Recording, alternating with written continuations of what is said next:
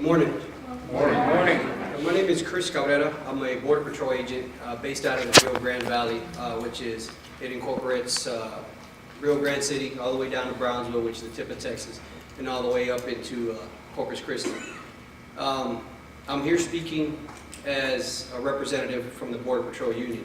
As a Border Patrol agent, there's only certain things I'd be able to talk about, but as a union officer, I'm allowed to say a little bit more. So I wanted to come and share with you some of the experiences, some of the things we see down there, and some of the difficulties we face. I joined the patrol about 15 years ago. I was living here in San Antonio. I had no idea there was a Border Patrol. I didn't know what it meant. I thought it was a bunch of Keystone cops running around the woods. And I asked them what they did, and they, in a sense, what he explained to me, it was like playing hide and go seek, except people don't speak English. So I figured, I'll go ahead and I'll take that job. It sounds fun. Coming out of the Army, I was used to being outside and the adrenaline, so I decided, well, what the heck, I can do that. I went through the academy. It was, very lax by military standards. They had people come in and clean your rooms. I was blown away. when they told us that the housekeepers don't like it when you take your blankets to the beach, I was in shock. Why would we go to a beach and why would we have housekeepers? But it's a good federal agency. It's a very professional agency. It's just so much different from the military. But the Border Patrol likes to bill itself as paramilitary, and it's really not. It's a police agency. It's a good agency. I love it. It just has some idiosyncrasies that at the first part of my career, I was blown away with how things worked. I would never call my commanding officer by his first name, but that's something the patrol did. I grew to love the patrol, and I still do. I just think that there's so much going on that us as the general public, as taxpayers, don't really know what's happening and how it affects us here in San Antonio or Austin or Dallas or even Montana. Everything funnels through the Rio Grande Valley and it makes its way throughout the country.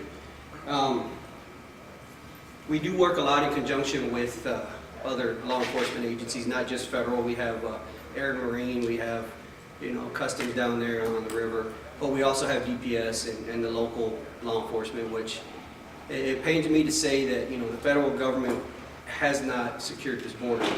And it brings me pride as a Texan to say that Texas is standing up and securing that border, but it's also kind of a sore spot for me that my own agency won't do what's needed to be done.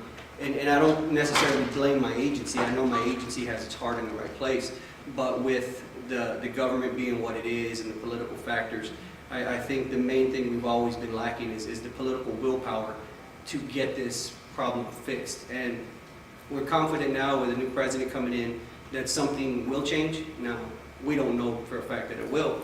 And if it doesn't, well, at least we didn't go backwards, but we're confident that we'll be moving forward here very soon. I mentioned that we're hindered by policies. And the main thing we're looking at is the catch and release program that we have now. Last night, my sector caught well over 1,000 people. The majority of those turned themselves in. It gets to the point where a lot of them don't run. The smugglers don't even get off the boat anymore. They pull up to the riverbank and say, walk up this road till you run into a green shirt. And our guys are there. They take them into custody, 40, 60, 80 people at a time. The problem with that is not only are we releasing them all into the country, but it takes so many of our agents off the line to make sure that these women and children are cared for. And once our guys are dealing with the women and children, the drugs and the criminals are going up the other end. It's at the point where if these folks that were crossing and seeking asylum were to go through the bridge, they would be committing no crime, no illegal entry. They just present themselves for inspection, say, hey, I'm here for a credible fear. I need to be into the country for whatever reason. They take them into custody and go through the process. Well, the drug smugglers, the cartel operatives will stop them at the bridge and say, look, you know what? You're not going through this bridge. You're going to cross at this time when I tell you to cross. That way it will distract our agents, plus they're charging them for something they could have done for free. So it lines their pockets, and then it also occupies our agents, which allows them to get more drugs. It's like football, the old end-around play. and they do the end-around play every single day, over and over and over and over again. And so we get hindered by it. We're caught up dealing with, we've moved out of enforcement duties and into babysitting duties. We're not in the detention business, but unfortunately, that's where we're at. Our stations hold about 200 people on any given night. There's about 700 people in each one. We don't have the capacity, we don't have the manpower to deal with this. They flexed in about another 150 agents on Monday. Here it is Friday. We're already overwhelmed again. They can't help us. They want to help us, it's just we're so overwhelmed that they can't help us. So you have the human smuggling that gets tied into the drug smuggling, and the really bad guys, the special interest aliens, what we call them, guys from Pakistan, from Iraq, from wherever, guys that we don't know if they're coming in here to do our country harm, but I think we learned from San Bernardino and some of these other places, it only takes one. It's just one bad guy can set off a bomb or do a mass shooting, whoever it is, and if we can't have a manageable number to stop people at this border, then we're nowhere. We're so far from secured, it's obscene.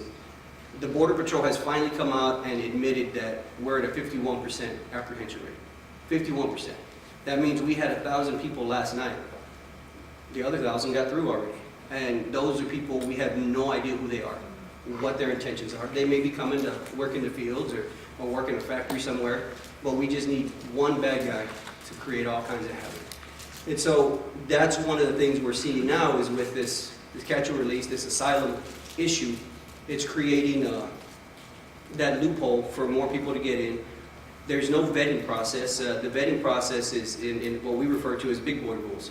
If you come in and tell me, hey, I'm Joe Blow from Costa Rica, okay, I have no way of knowing. I can't check Costa Rican records. Do you have a criminal record in Costa Rica? No. Okay. Where are you headed? I'm heading to 1412 Elm Street in Massachusetts. Okay. We have no idea. We know that's an address. We look it up. Yeah, that's an address. We don't know if you're going there. We don't know if you're staying there. We don't know if you know anybody who lives there. We don't know if it's an abandoned house. We just know you gave us that address. We got to let you go. So that's one of the issues. The other issue is, and I think it's the forgotten issue, is even though we're an enforcement agency, we've been thrown into this humanitarian mission, which is not a bad thing. There are people that need help. The Border Patrol, I would say, is the biggest humanitarian organization on the Southwest region. We save more people from drowning, from exposure, from you name it. We're down there to help them out. Earlier this year, we found a 2-year-old girl traveling by herself. And when I mean by herself, I don't mean that we're all in a room and she's here and doesn't know anybody. I mean there's not another single person within 2 miles of her. And she was walking in the brush by herself. So another immigrant lady found her and brought her to us. She had her name and her phone number written in Sharpie across her shirt. That was it. So what did we do? We called that number. It was her mom in Kansas somewhere. Gave her back to her. I couldn't leave my son unattended in the Walmart parking lot for 5 minutes. I'd be arrested. But this girl rode on the back of a train through 3 countries and back to the mother. So we thought, well, you know what? It's terrible, but it's an isolated incident. 1 week later, same scenario, little boy. He had a paper stapled to his shirt. So that was rough. A couple days later, 4-year-old boy, same situation. They're just sending these kids by themselves. The scary thing is how many of these boys and girls come through this region, Honduras, Guatemala, and Mexico City, and a bad guy wants them. Who's going to fight for them? If you're in a group of, and I've seen this, a group of 15, the oldest is a 15-year-old girl, the youngest is a 4-year-old girl. All girls traveling together. If a bad guy wants one of them children, who's going to stop him? The other 15-year-old girls? The 4-year-old? There's nobody. How many of these kids don't make it? Because we have this proverbial carrot on a stick saying, hey, if you come here, if you make this dangerous journey, if you get all the way through, we'll let you in. Okay, so they mobilize. They come. But at the same time, how many don't make it? And that's the unforgotten number. That's what tears at you the most. We had a 9-year-old boy about 8 months ago, had a heat stroke and died. And that's terrible. Anytime you see anybody die is a terrible thing. And this was a 9-year-old boy, and he had no family with him. He was by himself. The last person he saw was a Border Patrol agent trying to give him CPR to save his life. His mom wasn't there to comfort him. He was by himself. We had an 11-year-old boy, had a little Pokemon belt. We found him dead of exposure in the brush. You know, and just to have these type of things happen on our watch, because we're, in a sense, we're beckoning them. We have a beacon saying, if you can get this far, we'll let you go. We'll let you into the country. So that's part of it.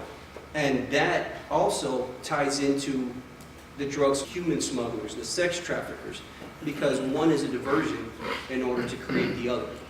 And that's one of the worst things you can see, especially from the fact that you take Mexico, which by all accounts is a failed state. There's no shortcut in it. I mean, people can say different, but in my book, it's a failed state. The governing body in Mexico is the dollar. That's it. So if you have a guy that's intent on doing harm to our country, all he needs is money. He's not going to go to some member of the Zeta cartel or the Gulf cartel and say, hey, I want to cross into the United States and I'm going to blow some stuff up. Well, you know, my patriotic duty is, you know, United States neighbor is not to let you in. No, give me the money, let's go. We've seen people attached to or with ties to terrorist organizations, to military organizations, through the Iraqi counterinsurgency forces cross through our area. And sometimes they're released in the country, sometimes they're deported, but they're not detained. They just disappear. Now, if you have a bad guy like that intent on doing our country harm, we don't need to release him back to his country, and we don't need to release him into our country. We need to hold on to that guy because he's a bad guy. But yet, we've seen him. And like I touched on with the vetting is non-existent. I mean, it's there, but it's based on the big boy rules. With San Bernardino, Jay Johnson said that it wasn't constitutional for us to check into that lady's Facebook. So, you know, what do we do then? We can't even look at your Facebook? I mean, I can look at her Facebook, I just can't use it. There's no political will. People aren't serious about it. Some people that live down on the border see immigration like a traffic ticket. They see a group of illegals running through the neighbor's yard and, none of my business. What they do is what they do. But they don't understand that there could be one person in that group that's intent on doing harm. So people need to get serious about what they're seeing and what can happen, because it affects all of us in one way or another. We have so many of these MS-13s that are coming through. It's hit up in upstate New York. Obviously, Virginia, Maryland, D.C. is a big hub for it. Houston is another big hub, and Atlanta, big hub. And I don't know if you know anything about this gang, but those are some really, really, really bad guys. The director touched on the Texas Chicano Brotherhood. The other offshoot of that is the Tri-City Bombers. They used to be one and the same gang. They were down in the Rio Grande Valley. They've gotten so big, they've become, they're on the prison gang list. These guys operated rip crews. They would steal other drug dealers' drugs. Down in Edinburgh, about 7-8 years ago, they went in and killed 4 or 5 people at a house because they had some drugs that they wanted. Well, months later, some lady that witnessed it was going to testify. So they went and killed her and 4 other ladies sitting in front of their trailer. Just bad, bad people, and it's all about money. Money is the driving factor. So the issue is we have a very porous border, very porous border. And it needs to be secured some way, somehow. DPS does a great job helping us out. Even some of the smaller PDs, like you think some of these PDs around here are small. You look at some places down there where they have 1 deputy on duty for the entire night. In Hidalgo County, when I first started, it's a huge county, one of the biggest counties in the state. When I first started, they had 2 deputies on duty overnight. And it's a huge county. I mean, you know, it takes you hours to get from one end to the other, 2 deputies. So now they're starting to beef it up. They're helping us out a lot, but at what cost? It comes at the cost of their cities. Their municipalities suffer because they're having to do our job. They're having to help us with our job. Now, I appreciate the help, I really do, but I hope somebody's not suffering on the other end because they're helping us. Now, there's been a lot of talk of a wall. We talk about building this wall from end to end. Now, who knows if that can be done? I mean, there's got to be something. There's got to be some type of fencing, a virtual wall. Who knows? In California, they have this landing mat type fence, and it's two-tiered, and they have a no-man zone in the middle, and they patrol that. And it works pretty good, except they just go under it.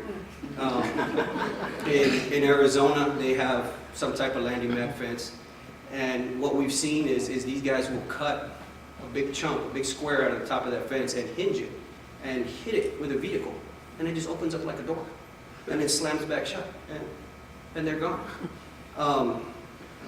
When we put our fence up in the Rio Grande Valley, we had it up, as soon as it went into operation, we had so many ladders in back of our station.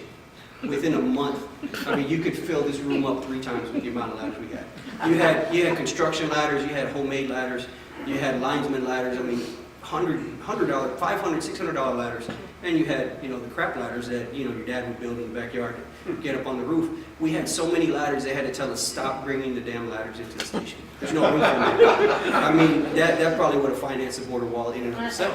So we had that issue with ladders, and if you ever see somebody on an inner tube with a 20-foot extension ladder, that's kind of comical stuff. But you know, we had that issue, and then, you know, in like I said, in San Diego, they have tunnels. Well, they can't do tunnels here because there's a river. So they had these drainage ditches where the sewer water runs, the rainwater runs, and it dumps into the Rio Grande Valley, or the Rio Grande River. So what they were doing is they were getting bundles of dope, and they had the sewer tunnels throughout the city of Hidalgo mapped out. And these guys would go underground through this drainage tunnel, and then a van would park over a manhole, and there was no floor in the van. And then the manhole would open up, and they would stuff the dope up through the manhole. So Border Patrol finally figured that out after years. And so they decided, hey, look, let's put some bars on there. So they put some bars on there and left holes about that big. So the people couldn't fit through there, but the drugs could. So they sent people from Hidalgo down the sewer and people from Mexico, and they made the bundles the exact same size as the squares and long bundles, and they just ran them the same way. And what I'm getting at is these people they may be from poor areas, but they're not dumb. They're very smart, they're very advanced. And they're not poor anymore. They have better weapons than we do. When we confiscate Barrett 50 cal rifle rounds on the river, we see them out there with better equipment than we have. From my community, they steal our cars, and they take them to Mexico, and they use them for smuggling. A couple of days ago, one of my co-workers, they stole his truck from in front of his house. We found it the next day, full of drugs down at the river. I mean, these guys are good. They have those code grabbers on their keys, and they get what they need. They have an unlimited budget, which is how we're hindered on our side. We have budgets, we have protocols, we have red tape, we have the bureaucracy. They don't. It's just make the money and bring it to me. Make the money, bring it to me. And that's what we're up against.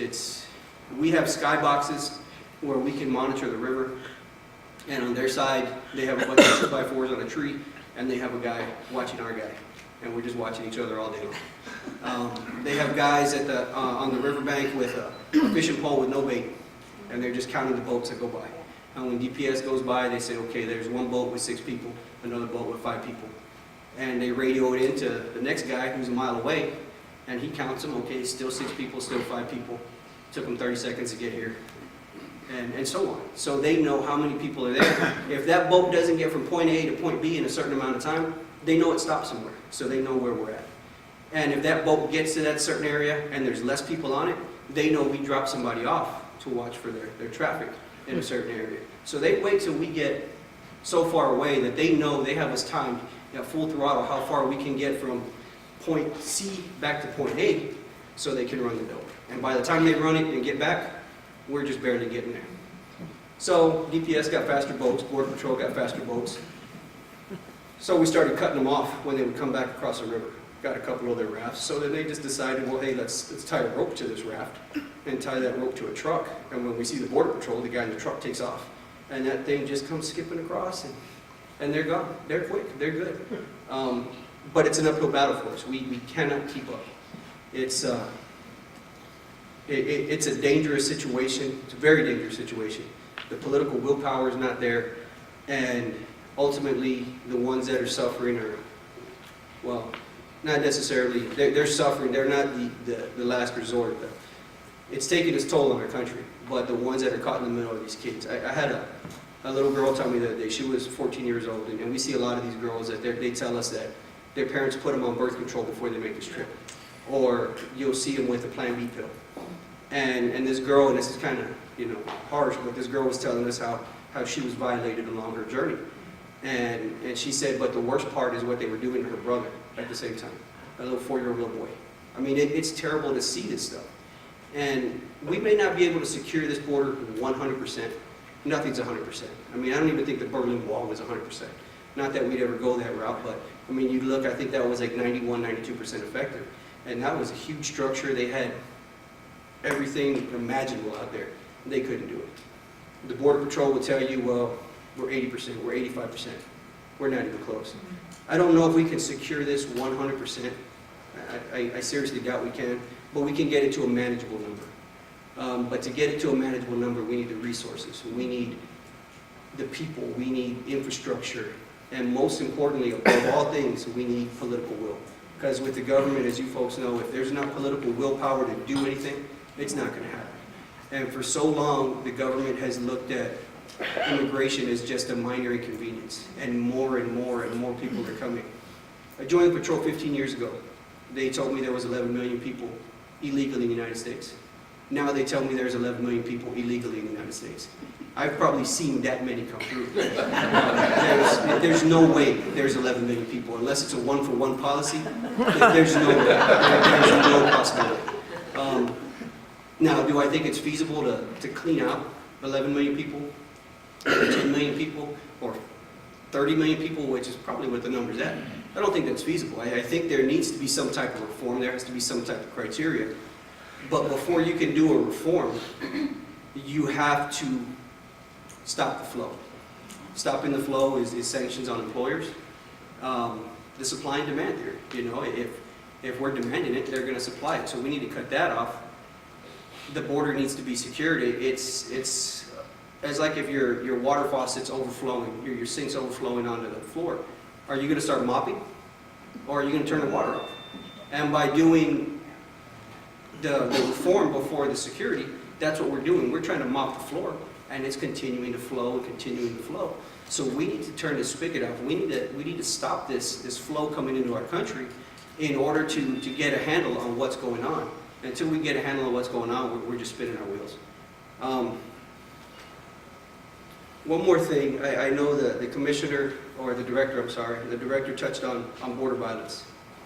The border violence is, even though if you read the newspaper, it doesn't seem like it's that bad, it's that bad.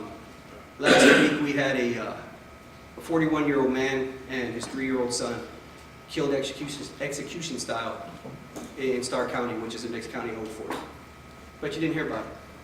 Why not? There was one highly publicized where a couple years ago DPS had a helicopter chasing a low vehicle full of people, and they shot at the vehicle. Some lady got hit.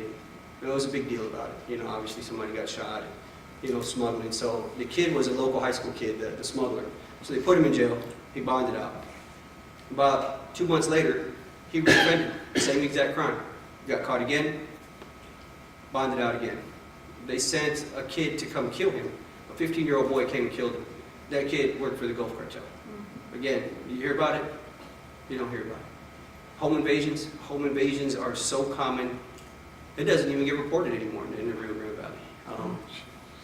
It's to the point where the only time it makes news if it's more than 3 on a given day, if they're tied into something. We have RIP crews where one of our agents in Arizona was killed by illegal aliens 8 miles north of the border. The RIP crews, they were groups stealing other groups' drugs. And remarkably, they even steal other groups' people. They'll hijack a U-Haul truck full of people and take them. So we have a lot of these RIP crews that operate. If they're in the house, they'll take them. And if they're not, if they hit the wrong house, they'll take whatever you have. So we have a lot of cross-border violence. We've had multiple high-level cartel operatives in our area get arrested recently. You don't hear about it. Last week, one of my neighbors, he works for the SWAT team down there, He said they hit a house full of Gulf Cartel members, and got one of the local plaza leaders, which is like, they're in charge of a little town area.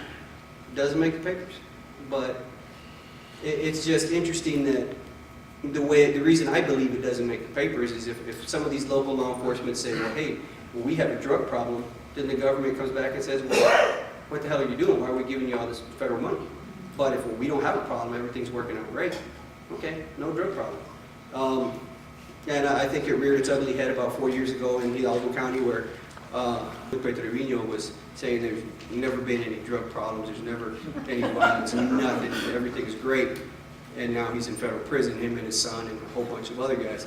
So I think that's one of the problems, is, you know, picking the leaders and picking them right.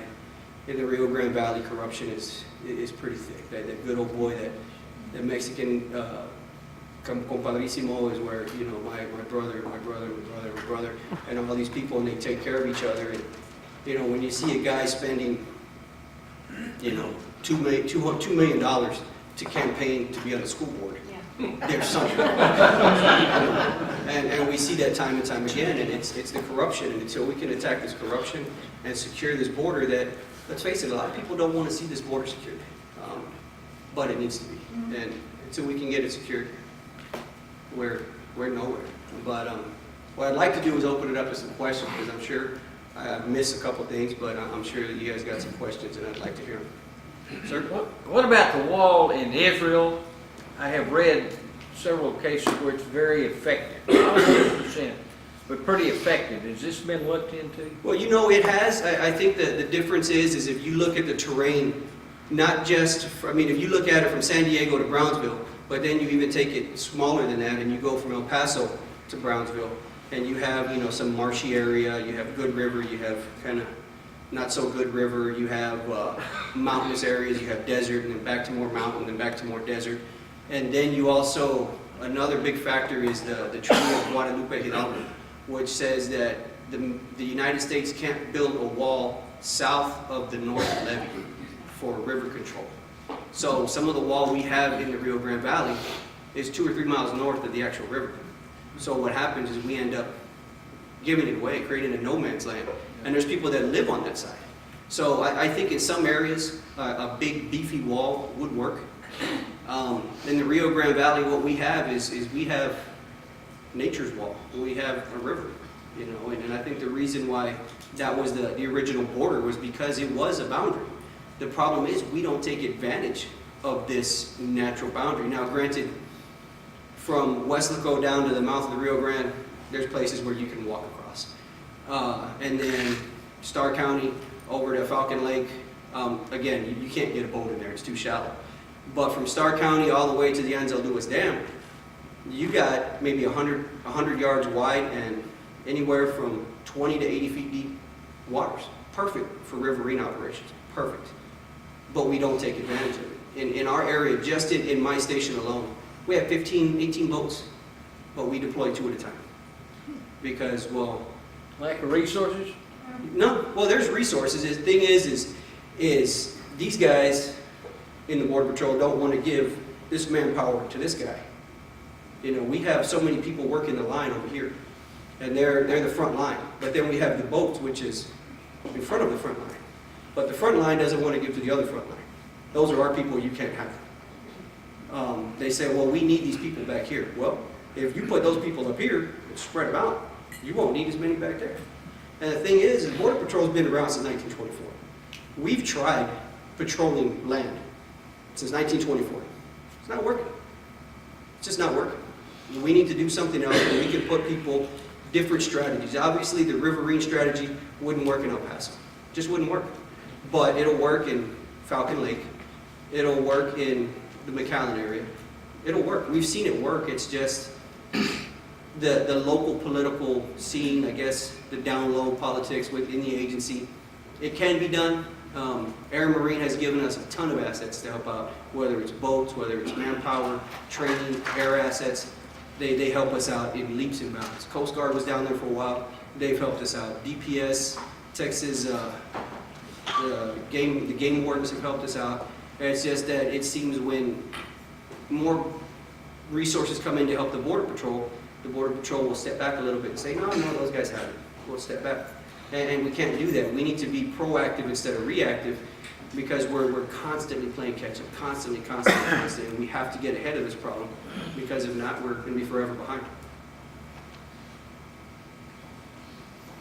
So, Are there any times that things have worked in your career where you said this is a good period, we're doing it right? And if so, Yeah. When was that, and how can we extrapolate that? in 2005, 2006, we were getting inundated with Brazilians, Hondurans, Guatemalans, El Salvador. We even had some Costa Ricans. And they were coming over in droves like they are now. They decided to do a program called the expedited removal, meaning when they come see me, I've been authorized to be the deciding official for the immigration hearing. So I can say, hey, you know what, you're staying, you're going. So instead of sending people off on a 2-year waiting list to be in the country, I was able to decide right then and there. And that thing with the Brazilians, those folks had money. I mean, they flew into Reynosa and then they crossed. Once they found out they were being detained, it stopped overnight. Hondurans, Guatemalans, they were taking buses and trains. Took them about 3 or 4 days to catch up. A lot of tears, but it stopped. In 3 days, it was just done. It stopped. And something like that needs to be done now. I mean, granted, there are different legal issues with claiming asylum and all that, but we have 5 immigration judges that handle these cases. We need to get these judges on the front end instead of 5-6 years on the back end to get this process started where, granted, you may not keep all these judges down here for the next 6, 8, 10 months, but get it started. Get the word out that, hey, we are serious about deporting you. If we need to bring in more judges, if we need to assign more judges, whatever the case is, but we need to get this thing, because right now we're on credit. And there's some places where there's a 6-year backlog for their case to be heard. And in those 6 years, we don't know where they're going. They do have an ankle monitor, but we find them all the time at the bus station cut off. So, I mean, we don't know where they're going. We don't know what their true intentions are. We don't know their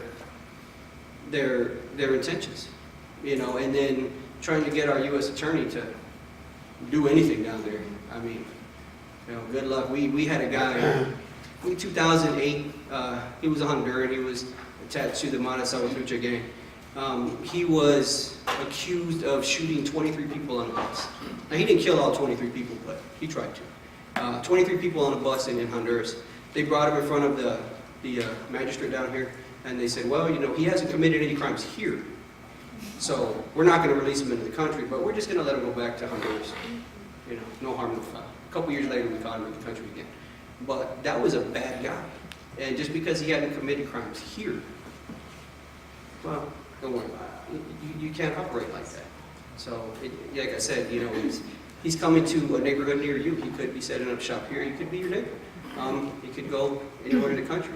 But those are one of the times with the systems that work. We have run operations where when Jeff Hartley, he was a guy from Central Texas somewhere, and I guess they were living in Mexico. He was working for an oil field, and him and his wife came over, and they were jet skiing in Falcon Lake, and he was murdered. Right after that happened, we put every boat in the state, the Border Patrol had in the state of Texas inside Falcon Lake. Did they find him? No, they never found him. But what's common is I think the guy that killed him, they found him. But usually they'll It's a cartel, wasn't it? yeah, and they dissolve the body in acid. So you never find these people, and it's terrible because now the family will never have true closure of what happened to the husband, the son. It's just terrible. Yes, ma'am. Question about paying for the wall. Mm-hmm. We know that all the illegals go to the grocery store every Friday when they get paid cash, and they send the money home. Mm-hmm. Why don't we take 1% of that and build the wall? I think that's a good idea, I don't get into politics. I don't know too much about it, but just being as an average citizen, I would say, look, you know what? We're giving Mexico, say, $600 million next year. Okay, well, we need $400 million of that to build that wall, so now you're only getting $200 million. And my taxes in Dallas are outrageous because of the community Parkland Hospital, Yeah. it's all Mexicans delivering babies. Yeah, and it's coming, we caught a lady the other night, lady from El Salvador. As soon as we apprehended her, she went into labor. I Yeah. mean, right there in the field. Luckily, they were able to get her in the hospital in time. Because, Are you friends with Brandon Darby? yes, I am. Okay, Yeah. And so, yeah, yes, sir. Are you, Oh, yeah. I'm finished. a manager of a ranch 5 miles north of the Fremont area told me that one day he caught 5 illegals on the ranch, and he called the Border Patrol, and they told him to call back when he had 30 or more. Handle it yourself. Is that prevalent down there? Is that really true? But you know, And what does handle it yourself mean? you know, Bury him in the ground? yeah, I don't know, but I do know that, you know, I think the majority of our agents, supervisors, managers are, you know, have their heart in the right place and are good at what they do. But just like with any job, you're gonna have those that don't want the paperwork, you know? And usually when you call the office, you're talking to the supervisor that is gonna have to do that paperwork. And unfortunately, I've seen it happen where an agency calls and says, hey, or not an agency, a citizen calls and says, hey, you know, this neighbor 3 houses down has 5 people in his yard, or in the garage. Okay, well, call so-and-so, call ICE, call them, call it. And people don't want to take on their job. They don't want to do their job. And it's unfortunate, like I said, I don't know if it happened. I have no reason to doubt it because I know there's bad in every agency. I do know that our agents, we want to work. You know, we want the work. We're probably the only union you've ever heard of that is asking for more work. Most are saying, well, hey, I need a longer lunch break, or I need this, or hey, let us work. We've had one hand tied behind our backs for years, and now it seems like they've shackled the feet. Let us get out there and do our job the way we were trained to do. We've turned into wet nurses, and we need to get out there and patrol the border again. Sir? How often do you get shot at from the Mexican side of the border, and how often are those Mexican military police Well, fired on? you know, it used to be, we've had some incursions with Mexican military. We've had quite a few. Recently, and I don't know if this can, you know, I guess it depends on how you word this, but it's not an unfriendly incursion. Granted, they're doing incursions, but they're not coming after our agents like they have before. They're actually chasing some bad guys, which they shouldn't be there. But they're not hostile towards our agents. Unfortunately, when we do catch them on an incursion, usually it gets pushed under the rug, and we send them back with no harm, no foul. So we do see them quite a bit. Since I've been out there, I worked boats for 6 or 7 years. When I first got there was a very rough relationship between us and the Mexican military. We would drive by with 3 guys on a boat, and they would have 40 guys pointing weapons at us, and all we could do was wave. You know, there's nothing we can do. But then in 2010, the Gulf Cartel and the Zetas split, and then they split again. And then they started fighting with the military, so now the military realized that we're their only friend there. So now they don't mess with us anymore. We don't mess with them, and we try and kind of do this hearts and minds, and we'll give them bug spray and, you know, suntan lotion and water bottles because they don't get anything out there. So they leave us alone for the most part. With the cross-border shootings, we see a lot. We do see a lot, partly because of the way it used to be handled. We had some, maybe 2010, 2011, we had some shots at our agents, and the station's response was, okay, pull the boats off the water because we don't want them shooting at our agents. So we're off the water for a month. They're just doing whatever they want. And as soon as we go back, they say, well, hey, if we shoot at them, they'll leave again. And sure enough, they shot at us. We left again. And it took us years being more aggressive with them, firing back and doing what we needed to do to protect ourselves, that they finally backed off. But we would get it. I know our friends at AMO, they've had issues with them firing on their helicopters. There's this one spot down where we live where they have this insane slingshot, and I mean it's tied between 2 trees, and they put huge rocks on this thing, and they've hit boats, they've hit helicopters. I mean, these things, I mean, you know, you're talking about putting holes in a boat, and you know, that's some of the stuff we deal with. When we call the Mexican military or the Mexican, well, usually the Mexican police force, And the director was talking about a splashdown. We had a splashdown one time, and we called the Mexican police department, and we said, yeah, you know what? They just promised they're going to help us out, so let's call these guys, and they'll help us out. So we pull up, and we're parked on the dam. Our boat's kind of leaning up on it so we can see what's going on. And we see the Mexican police force come out, and they're just in force. The cartel loads up their drugs, and they're headed straight to them. The Mexican police opened the gate, let them pass, and then locked it up and drove in a different direction. So that's some of the stuff we deal with down there. That now they tell us, oh no, they changed. They're better now. They're great. Call them. We're not calling them. You know, every now and then with the military, they'll call on us. Hey, we have some guys that are getting ready to go north. You know, something coming, and we'll kind of, in a sense, back each other up, keep an eye out for one another. But as far as the Mexican police, the municipal, the federal, politically they could be counted on, but in the field they can't be counted on. Sir? How much legitimate legal activity goes on the river? Well, you know, living up here and, you know, even up through Austin, all over, you see beautiful houses along rivers. It's a very beautiful river. You don't have any houses along it, you know, and it's sad because you have an American waterway that nobody wants to use.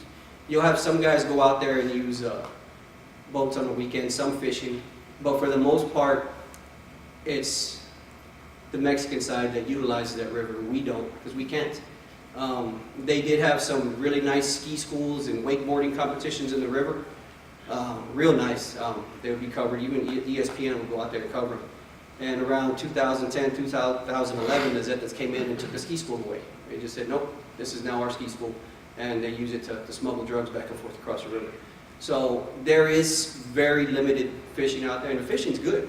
I don't know if I want to eat the stuff out of there, but I mean, there's really big catfish. There's good bass out there. It's good fishing out there. It's good water. It's, you know, I mean, unfortunately, I've fallen in a few times, so you know, you're not going to die if you fall in.